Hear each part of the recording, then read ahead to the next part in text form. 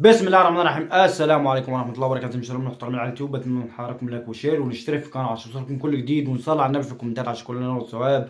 فضل وليس امرنا نشترك في القناه بعد اذن حضراتكم. كابتن مدحت عبد الهادي. كابتن مدحت عبد الهادي طبعا كلنا شفنا الفيديوهات، واللي ما شافش الفيديو طالع يعني او تم تصويره وهو بيتطاول على النادي الاهلي وبيسب النادي الاهلي. طبعا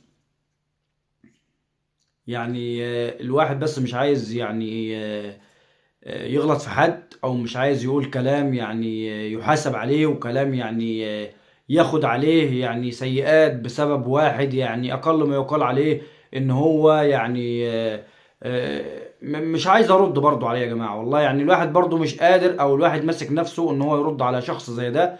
فانت بتشتم الاهلي يعني انت كده مش مثلا انت كده خدت بنطة على النادي الاهلي، او انت كده مثلا التوب اللي مفيش منك اتنين، او انت كده مثلا يعني لا بقى ده انت كده بتسف وبوم طخ على النادي الاهلي وانت كده بتحفل على الاهلي وبتسب استفدت ايه يعني؟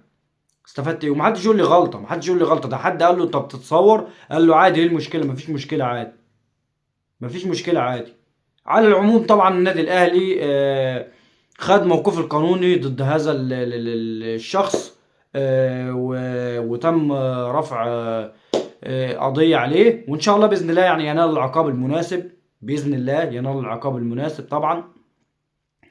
ففيه طبعا فئة من الجماهير، جماهير نادي الزمالك، كل الجماهير المحترمة من نادي الزمالك طبعا لكم مني كل التقدير والاحترام.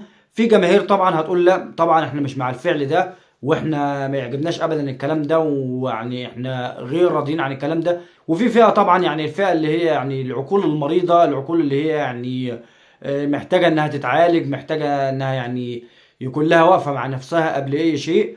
هيعجبها الكلام ده، وايوه ادي يا نجم، ودي يا كابتن، ودي يا مش عارف ايه.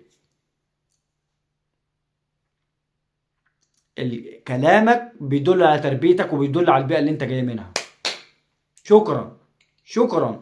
مش هقول لك اكتر من كده. سواء انت او اي حد هيعجبه الكلام اللي انت قلته، او السباب اللي انت سبيته، او اي خطأ، اي خطأ هيخرج من لسانك هيدل على البيئة اللي انت جاي منها. شكرا. هي في النهايه كره قدم، دي لعبه. ليه تشتم الجمهور ده، وليه تسب الجمهور ده، وليه تشتم النادي ده، وليه تشتم جماهير النادي ده؟ ايه يا جماعه؟ في ايه يا جماعة؟ مش حرب يا جماعه. هي مش حرب. هي ليه الكوره عندنا وصلت وصلت للحد ده؟ دي في النهايه لعبه، كوره جلد يا جماعه، كوره جلد. افهموا بقى. مش مستاهله كل الكلام ده. احنا مش في حرب، وده يشتم ده وده يشتم ده وده يبقى